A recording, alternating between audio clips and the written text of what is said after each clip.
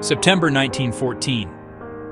Europe is only weeks into what many believed would be a short, decisive war. But on the fields east of Paris, the fate of nations hangs in the balance.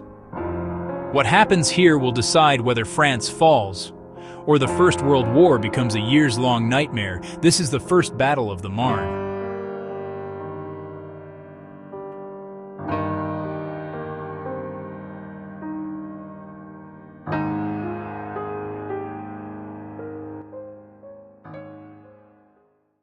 After executing the Schlieffen Plan, German armies swept through Belgium and northern France with terrifying speed. Their goal? Encircle Paris, crush the French army, and force a quick surrender. By early September, German forces under Generals Kluck and Bülow had pushed within 30 miles of Paris. The French government had evacuated to Bordeaux, and Parisians braced for invasion. But one man, General Joseph Joffre, was not ready to surrender France.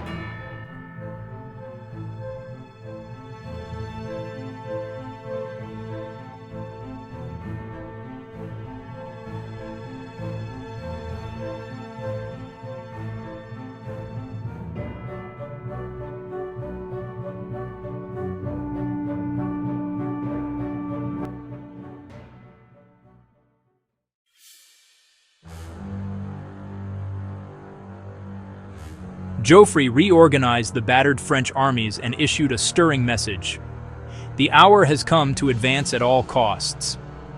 At the same time, British forces, the BEF, led by Sir John French, were regrouping after days of exhausting retreat. Reluctant at first, they finally agreed to support the counterattack. And then came a moment that has become legend.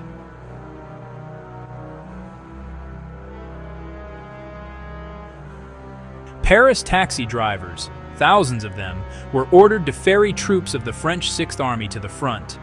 Through the night, engines roared as soldiers were rushed to the battlefield. These improvised taxi armies boosted morale and filled gaps in the lines just in time. On September 6, 1914, the French and British struck. The fields of the Marne exploded with fire and steel. German General von Kluck had made a critical mistake. He turned his army east of Paris, exposing his flank. The Allies seized the opportunity. Hold the line, reinforcements are coming. Across a 100-mile front, the fighting was brutal. Entire towns became battlefields. Soldiers dug shallow trenches, fought hand-to-hand, and endured relentless artillery. But slowly, painfully, the German advance began to falter. For 6 days, both sides fought without rest. The BEF pushed forward on the German right. The French 5th and 9th Armies attacked across the center, and the Paris taxis continued delivering troops hour after hour. Then came the decisive moment. German commanders realized their lines were overstretched, exhausted, hungry, and vulnerable to collapse. If they stayed, they risked being encircled.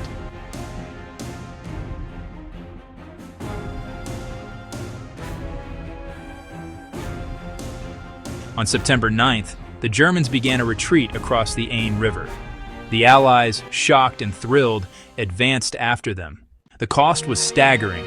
Over 500,000 casualties were recorded in just a week of fighting.